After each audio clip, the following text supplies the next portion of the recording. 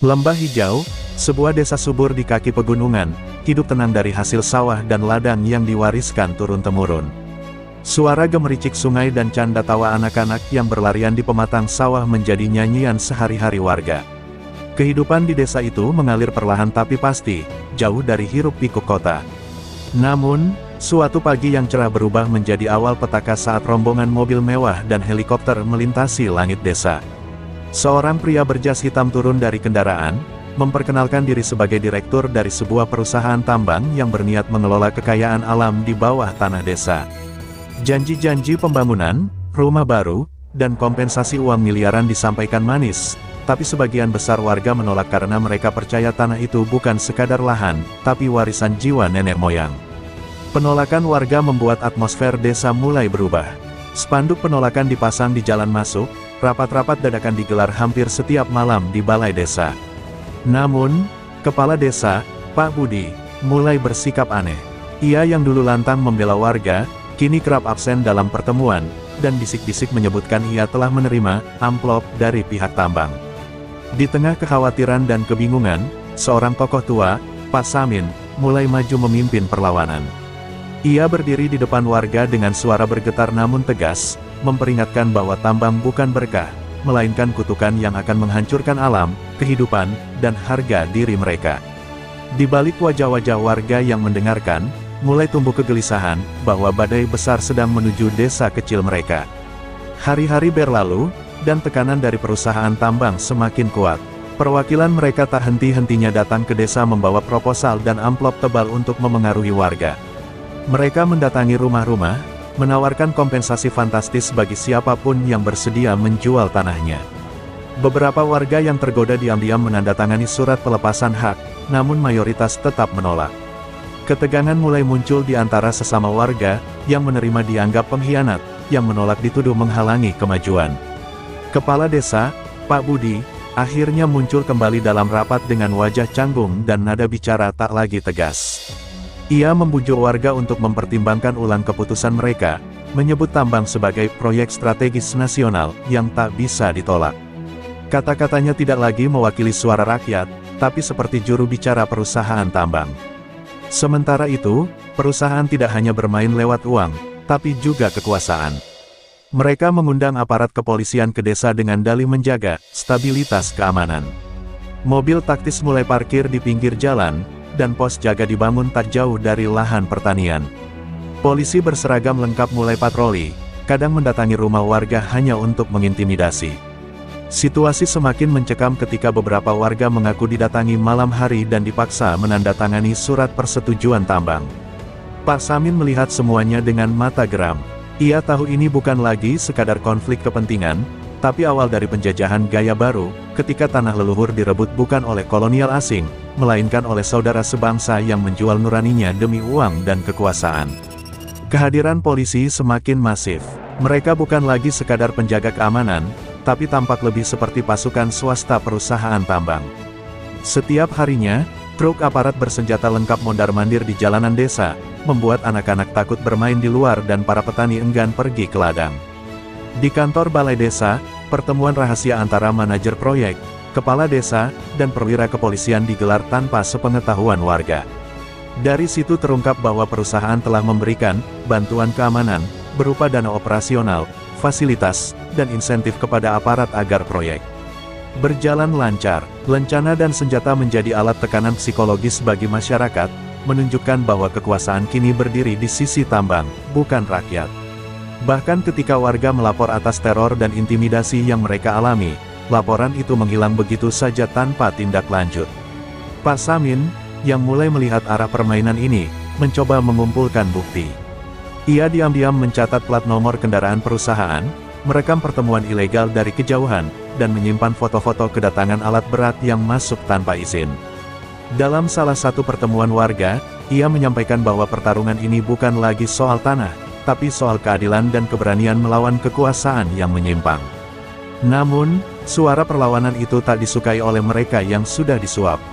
Sebuah ancaman muncul ke rumah Pak Samin, kepala ayam tergantung di pagar, darahnya menetes hingga ke pintu rumah, disertai secarik kertas bertuliskan, "Diam, atau keluargamu menyusul."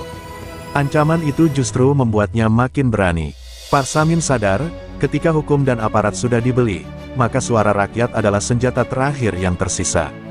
Pak Samin mengajak warga berkumpul di tengah ladang yang kini mulai dikelilingi patok-patok perusahaan. Di bawah terik matahari, ia berdiri di atas tumpukan karung beras, mengangkat toa tua, dan berbicara dengan nada bergetar. Ladang ini bukan hanya soal makan, tapi soal martabat. Jika kita mundur sekarang, anak cucu kita takkan punya tempat berpijak, katanya lantang. Warga menyambut dengan tepuk tangan dan tangis haru. Dari situlah semangat perlawanan tumbuh lebih besar.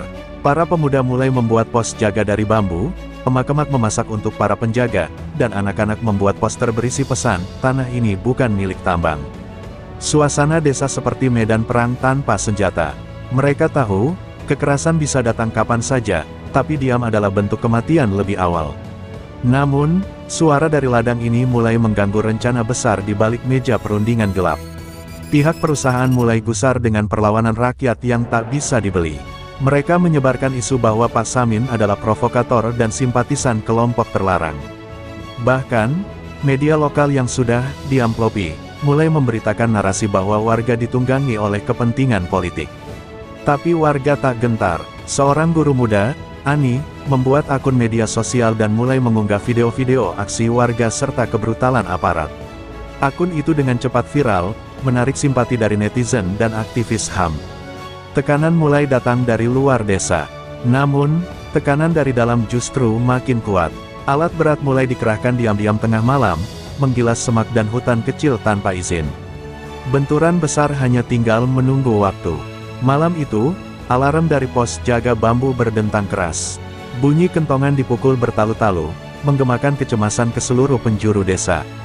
Puluhan warga bergegas keluar rumah dengan obor dan senter, menyusul kabar bahwa ekskavator milik perusahaan telah mulai menggali lahan sawah milik keluarga Pak Samin. Mereka berlarian ke lokasi, membentuk barikade manusia menghadang alat berat. Di tengah kerumunan, Pak Samin berdiri paling depan dengan tongkat kayu di tangan, memandang tajam ke arah operator alat berat yang berhenti ragu. Beberapa polisi berseragam lengkap berdiri di sisi alat berat, memerintahkan warga untuk membubarkan diri. Tapi warga tidak bergeming. Mereka berpegangan tangan, menatap barisan polisi tanpa gentar. "Kalau mau ambil tanah kami, lewati dulu tubuh kami," ucap Pak Samin lantang, dan disambut sorak semangat dari belakangnya. Situasi semakin memanas ketika salah satu perwira polisi melangkah maju dan mengangkat megafon, memperingatkan bahwa mereka akan dianggap melawan hukum jika tidak segera bubar. Namun sebelum sempat selesai bicara, seorang pemuda dari warga menyalakan petasan ke udara sebagai tanda perlawanan. Kekacauan pun pecah. Polisi mulai bergerak, mendorong warga dengan tameng, dan sebagian menggunakan pentungan. Teriakan dan tangis pecah di tengah sawah berlumpur yang kini berubah menjadi medan pertempuran.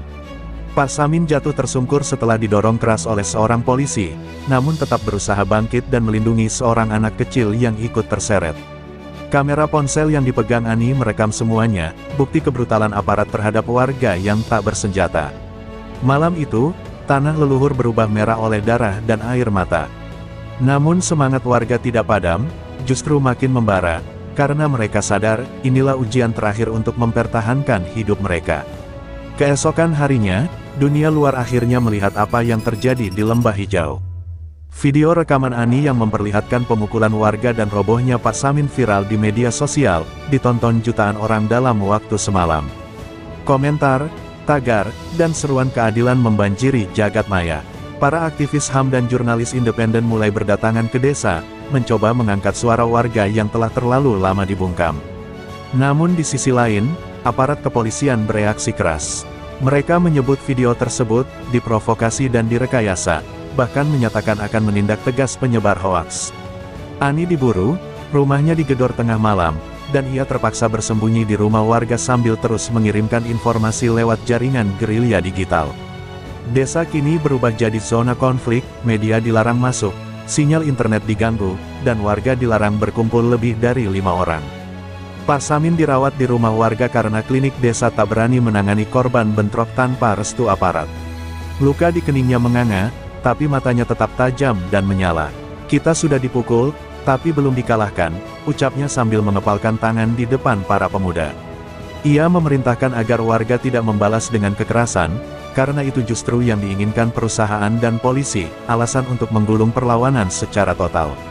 Sementara itu, beberapa pemuda yang kecewa mulai bicara tentang melawan dengan cara mereka sendiri, membakar alat berat, menyergap polisi, bahkan menggunakan senjata tajam. Perpecahan mulai terasa, antara idealisme damai yang dibawa Pak Samin dan amarah membara generasi muda. Di tengah bayang-bayang kekerasan dan represi, satu hal pasti, Lembah Hijau tak akan lagi pernah sama. Dan darah yang telah tumpah akan menjadi simbol perlawanan yang tak akan dilupakan sejarah. Malam yang seharusnya sunyi kembali pecah oleh ledakan kecil di sisi bukit. Sebuah ekskavator terbakar hebat, disusul api yang menjalar ke kontainer peralatan proyek. Api menjilat langit gelap, memancing kepanikan di antara petugas keamanan perusahaan. Tak ada yang mengaku bertanggung jawab, tapi bisik-bisik cepat menyebut nama Danu, pemuda desa yang selama ini lantang mengajak perlawanan radikal. Pak Samin yang mendengar kabar itu hanya bisa menghela napas dalam. Ia tahu ini bisa menjadi titik balik yang berbahaya. Ketika satu sisi mulai main api, sisi lain pasti membalas dengan senjata. Dan benar saja, keesokan harinya polisi menetapkan Lembah Hijau dalam status zona rawan konflik, dengan alasan munculnya unsur sabotase dan tindakan kriminal oleh warga. Dampaknya langsung terasa. Desa didatangi satu peleton brimob bersenjata lengkap. Mereka membangun barikade, mendirikan pos komando, dan melakukan razia dari rumah ke rumah. Pemuda-pemuda dicurigai ditangkap tanpa surat perintah, termasuk Danu yang menghilang sejak malam kebakaran. Suasana berubah seperti kamp militer. Anak-anak tidak lagi bersekolah, ladang dibiarkan kering, dan warga hidup dalam ketakutan. Pak Samin mencoba berbicara dengan perwira di pos komando, tapi ditolak dengan kasar. "Ini bukan lagi urusan rakyat, ini urusan negara," kata seorang komandan sambil menyeringai. Di sisi lain, perusahaan tambang justru mempercepat pengerjaan. Seolah memanfaatkan kekacauan ini untuk menguasai lebih banyak lahan sebelum perhatian publik kembali padam. Lembah Hijau benar-benar dikepung dari segala arah, oleh api amarah rakyat, dan senapan yang siap meletus dari tangan kekuasaan. Pak Samin mengumpulkan para tetua desa dan sisa pemuda yang masih setia pada perjuangan damai. Dalam ruang bambu yang remang-remang, ia berdiri dengan tubuh yang mulai renta namun suara tetap lantang. "Kita sedang dikhianati oleh negeri sendiri," ujarnya. Mereka sepakat mengirim utusan ke Jakarta, menyampaikan langsung laporan pelanggaran HAM, penyalahgunaan wewenang, dan intimidasi brutal yang dilakukan aparat. Surat, dokumentasi video, dan testimoni korban dikumpulkan. Tapi perjalanan ke ibu kota bukan tanpa risiko, 2 dari 3 utusan ditahan di terminal, sementara satu lagi berhasil lolos dan menyerahkan laporan ke kantor LSM Nasional. Harapan kecil mulai tumbuh, meski dibalut ketakutan. Pak Samin tahu, melawan dari desa hanya akan membuat mereka diinjak lebih keras. Perjuangan harus diperluas, suaranya harus menembus tembok istana. Namun balasan dari pihak berwenang justru datang dengan lebih menyakitkan. Sebuah surat edaran menyatakan bahwa lahan desa akan segera ditertibkan demi pembangunan nasional, dan siapapun yang menghalangi dianggap melawan negara. Ini bukan lagi proyek tambang, ini sudah menjadi simbol kekuasaan. Polisi membawa drone, mendata rumah satu persatu, dan mencoret-coret bangunan yang dianggap melanggar batas wilayah baru. Rumah Pak Samin termasuk salah satunya. Di malam hari, deru mesin ekskavator terus terdengar, seakan mengejek perjuangan mereka. Lalu pada suatu pagi, mereka bangun untuk menemukan pohon beringin tua, simbol keberadaan leluhur desa, telah tumbang, ditebang oleh alat berat. Tangis pecah di seluruh penjuru. Itu bukan hanya pohon, tapi hati desa yang baru saja dicabut. Pak Samin menatap tanah yang menganga dan berbisik lirih, jika akar ini dicabut, maka darah akan tumbuh menggantikannya. Kehilangan pohon beringin tua menjadi pukulan telak bagi warga. Di bawah pohon itu dulu, leluhur mereka memulai desa, menikahkan anak-anak mereka, bahkan menguburkan abu orang-orang bijak. Sekarang, tanah tempat akar-akar itu tumbuh sudah menjadi kubangan lumpur dan debu, diinjak ban alat berat. Ani, yang selama ini menjadi juru bicara digital desa, mengunggah foto pohon tumbang itu ke media sosial dengan satu kalimat, "Leluhur kami ditebang oleh bangsanya sendiri." Unggahan itu kembali viral, menyalakan bara solidaritas dari masyarakat sipil, aktivis lingkungan, dan mahasiswa. Namun semakin kuat tekanan dari luar, semakin brutal pula respons aparat. Desa diserbu saat dini hari, puluhan rumah dirusak, dan belasan pemuda ditangkap tanpa alasan yang jelas. Bahkan balai desa dibakar oleh orang tak dikenal, lalu aparat menuduh warga sendiri yang melakukannya. Pak Samin, meski tubuhnya melemah, tetap berdiri di garis depan. Ia menolak dipindahkan atau diungsikan, dengan alasan bahwa hidup dan matinya sudah ditambatkan di tanah itu. Dalam rapat darurat yang dihadiri para ibu dan pemuda, mereka memutuskan akan bertahan hingga akhir. Mereka membuat barikade dari batang bambu dan menanam kembali pohon beringin muda di tengah sawah, sebuah simbol bahwa mereka tak akan pernah menyerah. Tapi ancaman semakin dekat. Beberapa warga mulai menerima amplop berisi uang dan surat pemindahan, tanda bahwa strategi pembelahan sosial sedang dimainkan. Sebagian mulai goyah, sebagian tetap teguh. Di tengah kebimbangan itu, Pak Samin berkata, "Jika tanah ini dibeli dengan harga pengkhianatan, maka kita tak lebih dari arwah gentayangan yang lupa rumah." Kata-katanya menggema di hati mereka. Mereka sadar, perlawanan bukan hanya soal menang atau kalah, tapi tentang mempertahankan harga diri di tanah sendiri. Ketegangan memuncak ketika 2 truk aparat datang tanpa pemberitahuan, membawa senjata lengkap dan anjing pelacak. Mereka mengepung area barikade bambu yang dibangun warga, lalu mengumumkan pembongkaran paksa akan dilakukan pagi harinya. Warga yang sudah siaga menggelar doa dan berjaga semalaman dengan obor dan nyanyian tradisi. Di tengah cahaya temaram, Ani merekam semuanya, dari wajah-wajah penuh tekad hingga tangan-tangan renta yang tetap menggenggam erat bambu pertahanan. Suasana malam itu seperti menyaksikan ujung peradaban kecil yang hendak dilenyapkan oleh kekuasaan besar. Beberapa anak-anak sudah dievakuasi ke dusun sebelah, namun para orang tua menolak mundur. "Kami tidak akan mati sebagai pengungsi," bisik seorang ibu sambil menatap tajam ke arah garis polisi. Pagi itu, langit lembah hijau kelabu. Suara pengeras dari truk aparat menggelegar, memberi waktu 5 menit bagi warga untuk menyerah dan membubarkan diri. Tak ada yang bergerak, lalu terdengar ledakan kecil, gas air mata ditembakkan, disusul kericuhan brutal. Barikade dirobohkan, warga diseret, dipukul, dan dijatuhkan ke tanah. Kamera Ani sempat menangkap gambar terakhir, Pak Samin berdiri tegak, berselimut asap, sebelum ia dihantam popor senapan dan tubuhnya roboh ke tanah. Teriakan menggema, kamera terjatuh, dan layar menjadi gelap. Saat video itu tersebar, Indonesia terhenyak.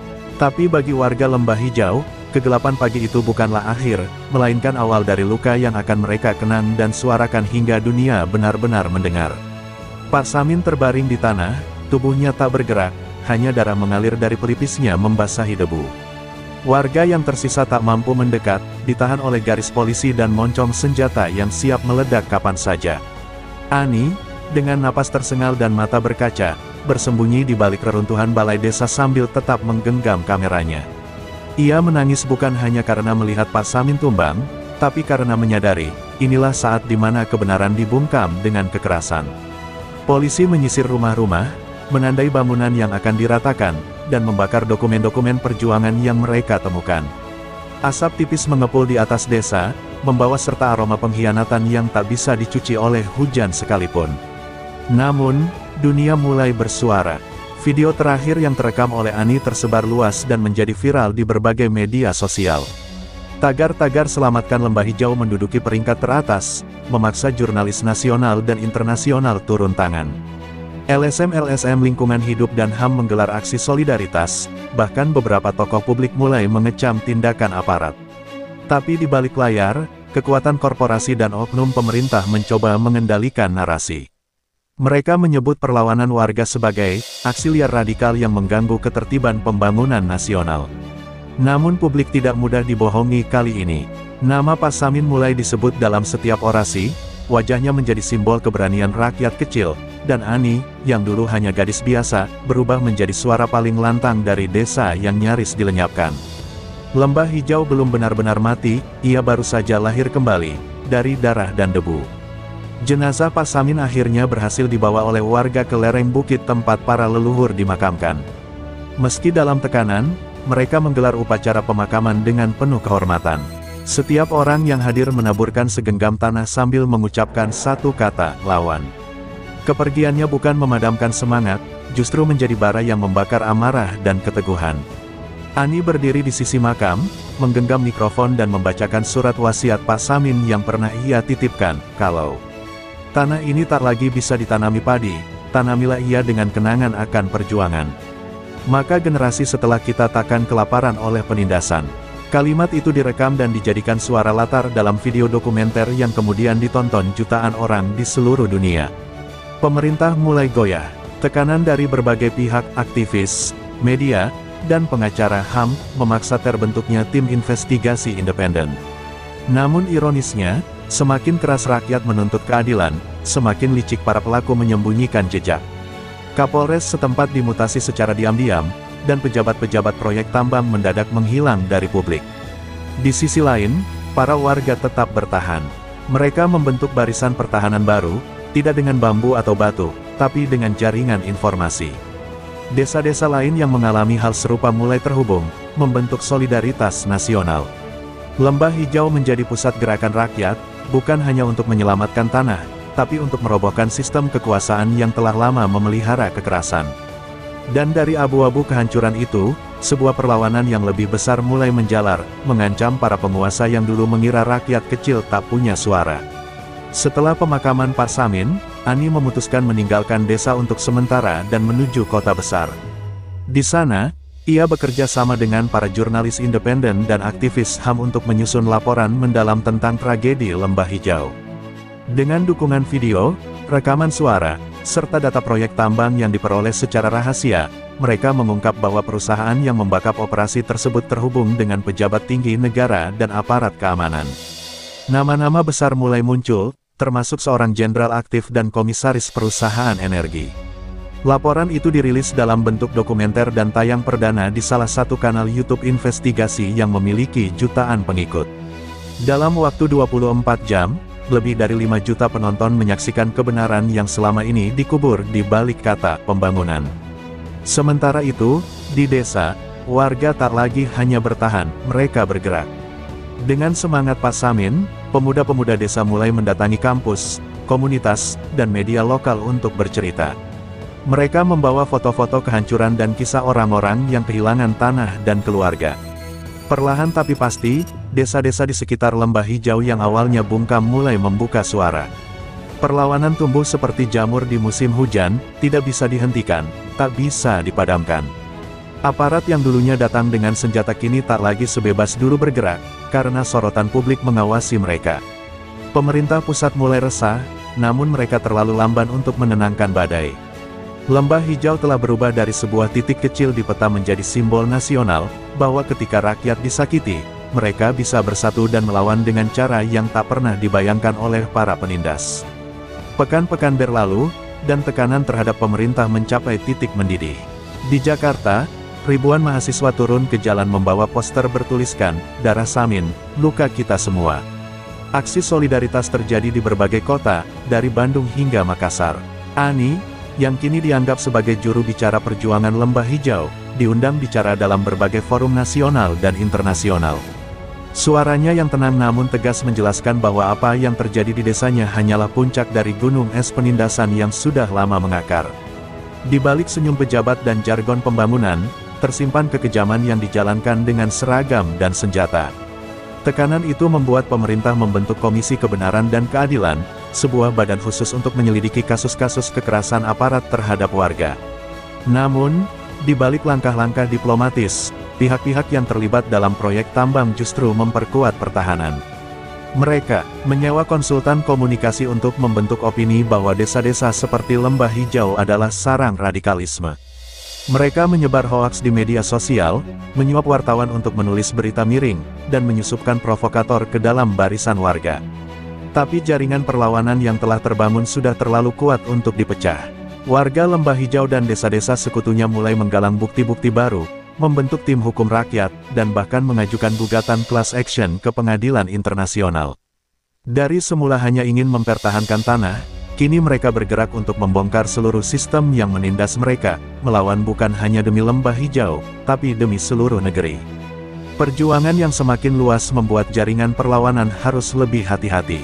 Ani mulai mencium adanya kebocoran informasi dalam lingkaran mereka. Beberapa rencana aksi yang seharusnya rahasia, justru sudah diantisipasi aparat sebelum terjadi. Kecurigaan muncul bahwa ada mata-mata di antara relawan.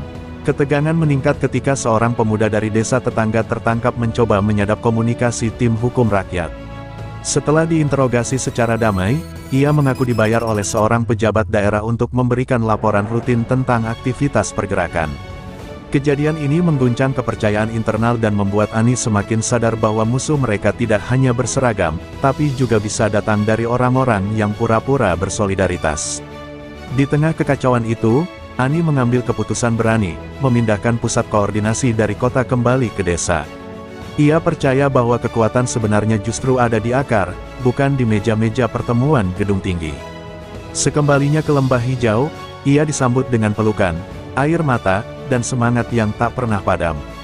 Di sana, warga mulai membangun ulang balai desa sebagai simbol kebangkitan, bukan hanya untuk kegiatan adat, tapi juga untuk pusat pendidikan hukum dan lingkungan.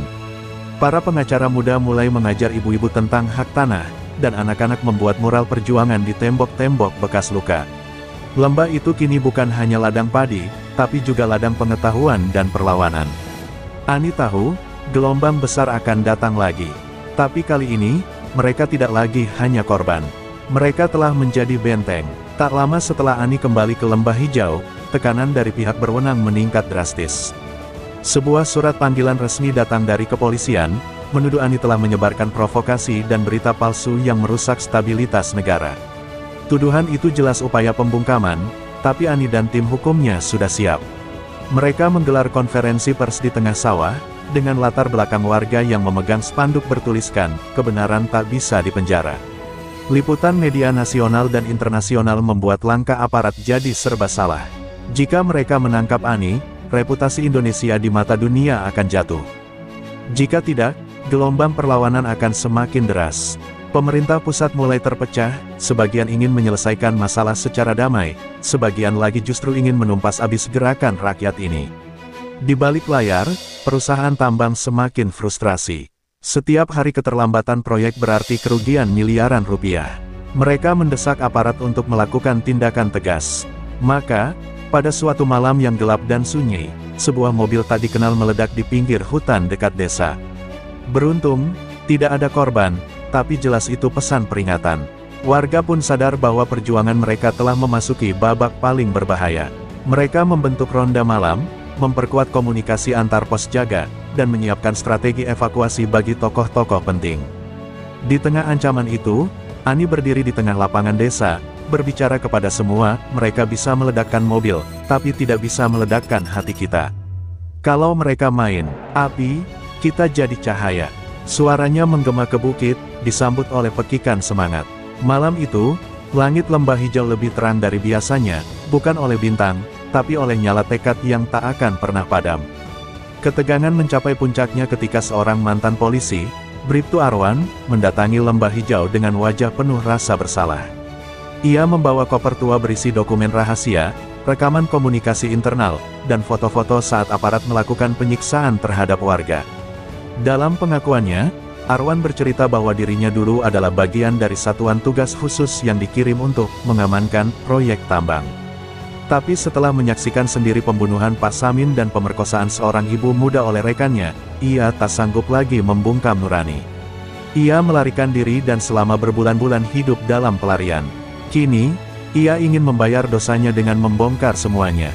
Ani dan tim hukum rakyat segera mengamankan Arwan dan mengatur sesi wawancara eksklusif dengan media internasional. Kesaksian Bribtu Arwan meledak seperti bom di jagat pemberitaan. Video pengakuannya viral dan masuk ke trending global dalam waktu singkat. Nama-nama pejabat yang disebut dalam rekaman itu membuat publik marah besar. Tuntutan agar Kapolri mundur dan investigasi independen dibentuk menggema di jalan-jalan ibu kota. Pemerintah mulai goyah. Di dalam parlemen, beberapa anggota dewan dari kubu oposisi mulai menyerang balik elit-elit yang selama ini melindungi perusahaan tambang. Di sisi lain, para jenderal yang terlibat mulai panik dan memperketat perlindungan pribadi mereka. Lembah Hijau kini menjadi epicentrum perubahan nasional, dari sebuah desa terpinggirkan, menjadi bara revolusi. Tapi Ani tahu, ketika musuh terpojok, mereka akan jadi lebih berbahaya. Maka, perjuangan belum selesai. Gelombang besar berikutnya pasti datang, dan mereka harus lebih siap dari sebelumnya. Dalam suasana politik yang memanas, terjadi perubahan yang tak disangka. Presiden secara diam-diam memecat beberapa jenderal yang namanya disebut dalam kesaksian Bribtu Arwan. Namun, keputusan itu tidak diumumkan secara publik. Langkah ini menimbulkan gejolak di dalam tubuh militer. Sebagian faksi loyal kepada jenderal-jenderal lama menganggap keputusan presiden sebagai pengkhianatan terhadap stabilitas nasional.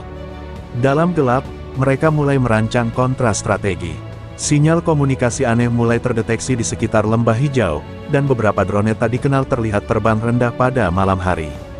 Para warga pun makin waspada, tidak hanya terhadap ancaman dari luar, tapi juga kemungkinan infiltrasi dari dalam. Ani bersama para tokoh masyarakat mempercepat penyebaran jaringan informasi antar wilayah. Mereka menghubungkan Lembah Hijau dengan desa-desa lain yang juga mengalami penindasan serupa, membentuk semacam aliansi tanah rakyat. Mereka sadar bahwa untuk bertahan, perjuangan tak bisa hanya defensif. Maka, dokumen dan rekaman yang dibawa Bribtu Arwan disusun menjadi sebuah laporan utuh yang dikirimkan ke Mahkamah Internasional. Seruan keadilan juga dikirimkan ke berbagai kedutaan asing, LSM global, dan tokoh dunia. Dunia mulai menoleh ke Indonesia, tak lagi karena keindahan alamnya, tetapi karena luka-luka yang disembunyikan di balik proyek tambang dan kebijakan militeristik. Tapi sementara sorotan dunia makin kuat, bayang-bayang pembalasan juga makin dekat. Sebuah tim elit bersenjata telah dikirim ke Lembah Hijau, bukan untuk berdialog, tapi untuk menghapus jejak. Pagi itu, Lembah Hijau diselimuti kabut tebal yang tidak biasa. Udara terasa lebih dingin, dan suara burung pun seakan enggan bersuara. Di tengah kesunyian itulah serangan mendadak terjadi. Pasukan elit bersenjata lengkap menyusup melalui jalur belakang hutan, menargetkan balai desa dan rumah-rumah tokoh utama. Gerakan, kontak senjata pecah, warga yang bersenjata seadanya mencoba bertahan. Beberapa rumah dibakar, dan suara tangisan bercampur ledakan membelah ketenangan. Bribtu Arwan tewas tertembak saat mencoba melindungi anak-anak yang bersembunyi di gudang logistik. Namun, sebelum menghembuskan napas terakhir, ia sempat menyalakan sistem penyiaran darurat, memancarkan siaran langsung penyerbuan brutal itu ke media sosial dan ke seluruh dunia. Rekaman serangan menjadi titik balik. Dunia menyaksikan langsung bagaimana aparat negara menyerang warga sipil tak bersenjata. Protes besar meledak di berbagai negara, dan tekanan internasional terhadap pemerintah Indonesia mencapai puncaknya. Di dalam negeri, demonstrasi meledak di Jakarta, Yogyakarta, Makassar, hingga Medan. Para aktivis turun ke jalan menuntut pengadilan bagi para jenderal dan pembatalan semua proyek tambang yang merampas hak rakyat. Lembah Hijau mungkin berdarah, tapi darah itu membangunkan bangsa. Ani yang berhasil lolos dari serangan bertekad bahwa tumpahan darah Arwan dan warga lainnya tidak akan sia-sia. Ia bersumpah untuk menyeret semua pelaku ke pengadilan dan memastikan bahwa keadilan tidak lagi menjadi kemewahan bagi rakyat kecil. Perjuangan belum usai, tapi kini, harapan telah menyala di setiap sudut negeri.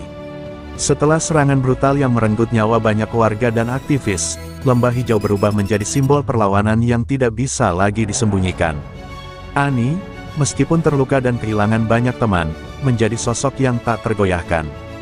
Bersama dengan beberapa pemimpin dari aliansi desa-desa yang tersebar, ia mengorganisir perlawanan gerilya, tak hanya di Lembah Hijau, tetapi di seluruh wilayah yang menjadi target eksploitasi. Setiap langkah mereka didukung oleh ribuan orang yang kini lebih sadar akan penderitaan yang telah terjadi. Dalam pertemuan-pertemuan rahasia yang diadakan di tempat-tempat aman, mereka merumuskan strategi untuk menggulingkan struktur kekuasaan yang selama ini menindas. Ani juga bekerja sama dengan pengacara internasional untuk melanjutkan tuntutan ke Mahkamah Internasional, mengumpulkan bukti-bukti baru tentang penyalahgunaan kekuasaan dan pelanggaran hak asasi manusia. Tekanan dunia semakin berat bagi pemerintah Indonesia. Negara-negara besar seperti Amerika Serikat, Eropa, dan beberapa negara Asia mengecam tindakan aparat, sambil mendesak agar Indonesia segera mengakhiri proyek-proyek tambang yang merusak lingkungan dan membunuh warga. Sebagai respons, pemerintah Indonesia mengajukan tawaran untuk dialog damai. Namun, Ani dan para pemimpin gerakan menolak tawaran tersebut, karena mereka tahu bahwa dialog yang sebenarnya hanya bisa dimulai setelah keadilan ditegakkan. Dengan dukungan masyarakat global yang semakin besar, pergerakan rakyat di Indonesia kini menjadi simbol perubahan besar. Pemerintah akhirnya mulai terpojok, dan proses hukum terhadap para pejabat yang terlibat dalam penindasan pun dimulai. Lembah Hijau, yang dulu hanya sebuah titik kecil di peta, kini telah menjadi cermin bagi seluruh dunia tentang keberanian, perjuangan, dan kekuatan rakyat yang tak bisa dihentikan.